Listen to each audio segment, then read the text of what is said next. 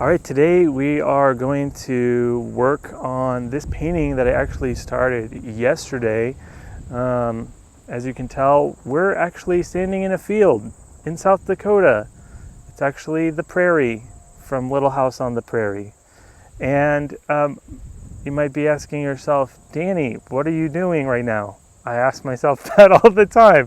What we're gonna do today is we're going to talk about how you can pre-paint your skies before you go to a location. Now, I already did the drawing on site yesterday, but the lighting wasn't that great. I was kind of running low on time. So what we're going to do today is I'm going to use the sky that we have here today, beautiful blue sky, and pre-paint that in. What that's going to allow me to do is to not have to have so much wet paint on the canvas. And I can get a lot more firm and clean lines to paint this architecture against that sky that's already dry.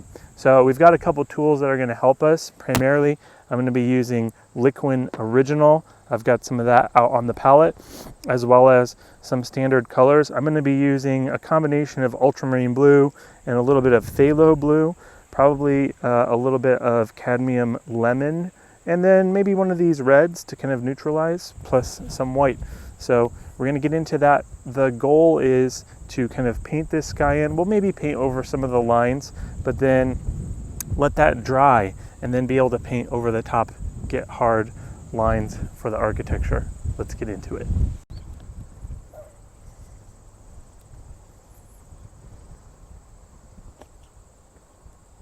So one of the things, I'm mixing up a couple shades of blue here, and I'm got my paint on my palette knife. I'm kind of holding it up and comparing it to the sky. And can you zoom in there? See that? I can see that the paint on my palette and the sky, number one, the value is a little bit too light. The value is a lot somewhere around here towards the horizon. But as we get up higher, I can see that I need more of a kind of a reddish purplish blue. That's where I'm going to use my ultramarine. So I need to darken down the value and I need to shift that blue. So we're going to get a few blues here to get variety in the sky. So we've got a couple of blues mixed up for our gradient, plus kind of a grayed down, slightly purplish white for some of the clouds that I'm seeing. It's not pure white, but yeah, we're gonna do that. We're gonna mix up kind of a lighter mixture with plenty of liquid and start putting it in.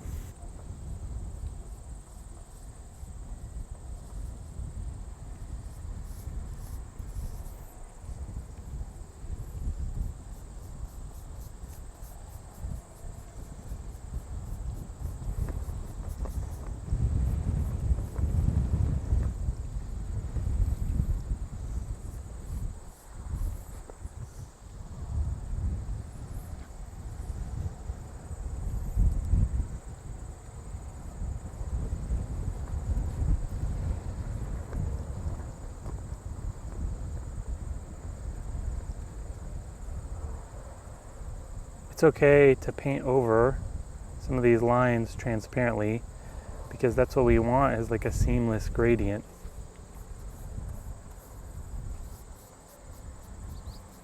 I can still see them through there.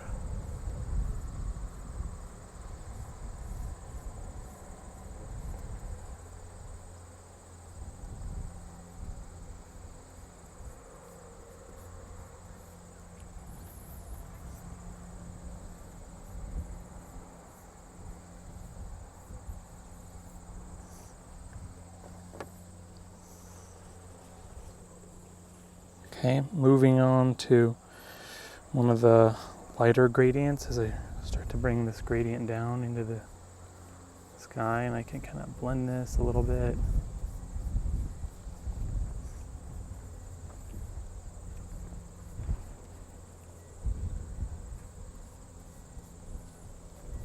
Put some in the sky, in the trees, some tree holes.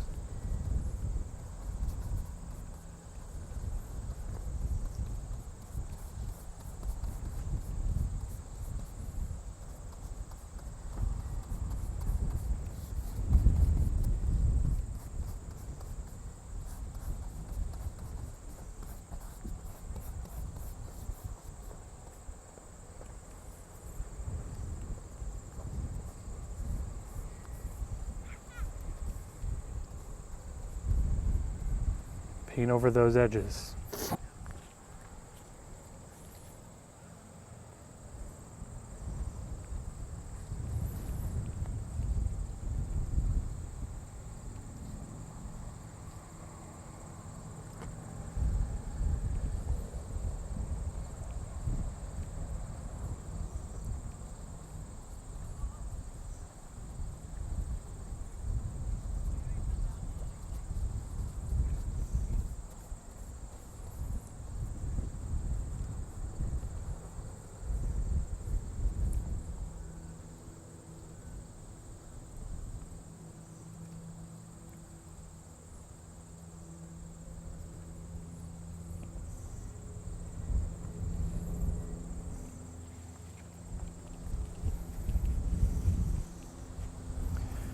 Okay, so we've got color laid in. I'm gonna start trying to blend with more of a drier brush. Get a smoother gradient here in the sky, as well as putting in the clouds as well.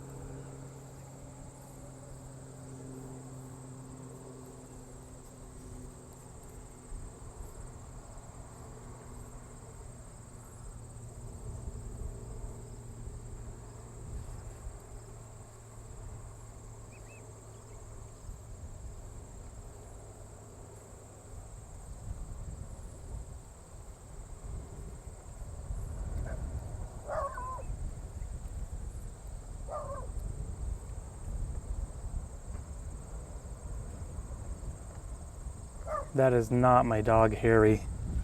Harry would never bark. Just kidding. It isn't my dog, Harry, but there's other people here at the campgrounds with dogs, which I love to see.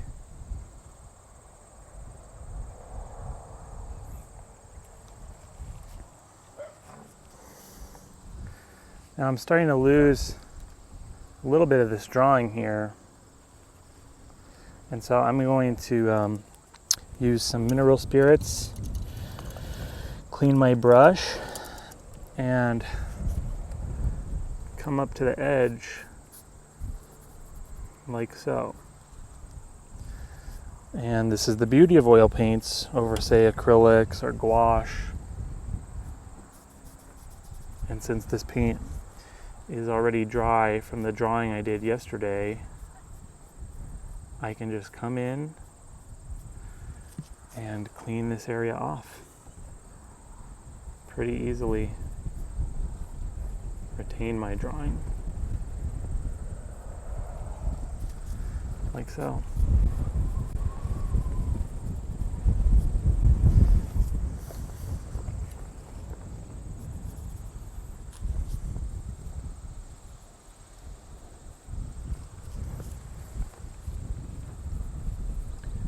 I might come in here with a smaller brush too, since it's such a small and delicate structure. And if there's like a little bit of blue on that, not the end of the world.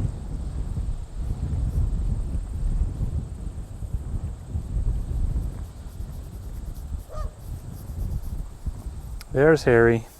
We're back. Harry had to poop. You're on camera.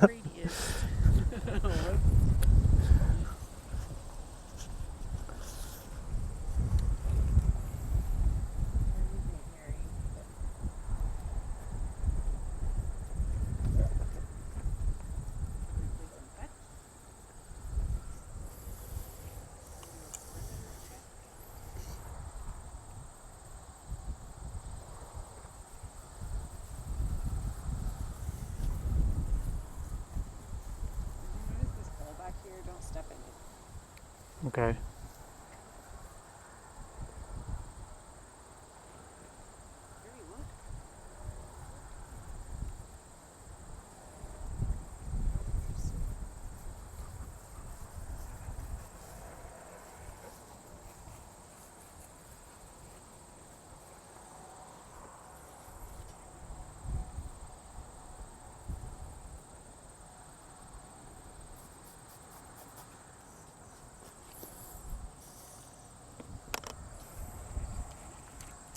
This patch of blue right here is sky that's poking through the structure, so I'm going to leave that there as well, and then I don't have to worry about it later.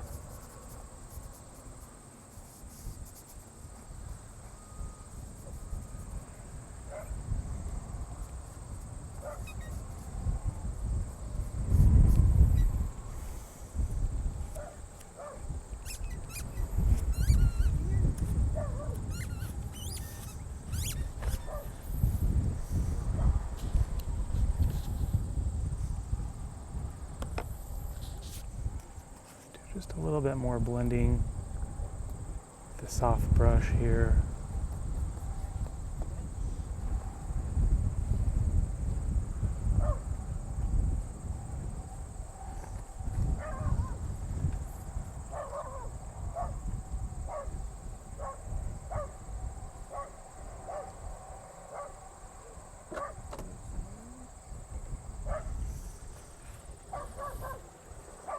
We've pretty much got the sky in. I've put a little bit of a suggestion of clouds, nothing too crazy.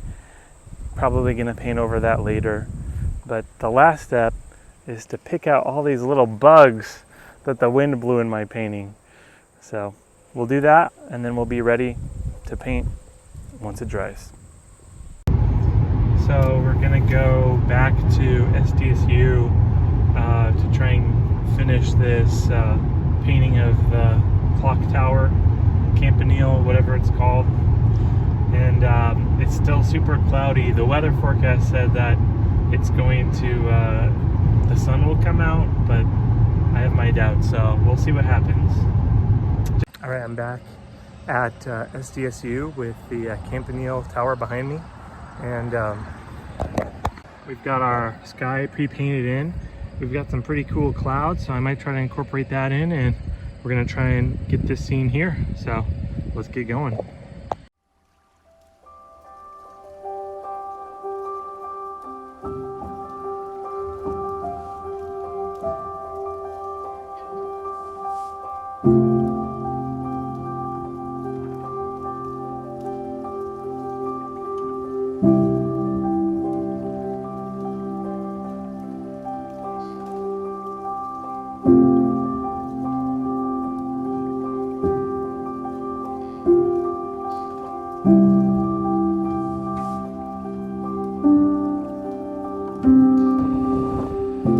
Slowly chipping away, and the lighting's coming and going, but it's more or less like what I'm looking at, where this side is lit and this side is in dark, and so I need to get a couple light and shadow for the brick color, light and shadow for this more creamy color, and then I need, you know, colors for these buildings here, the pavement, and of course the grass.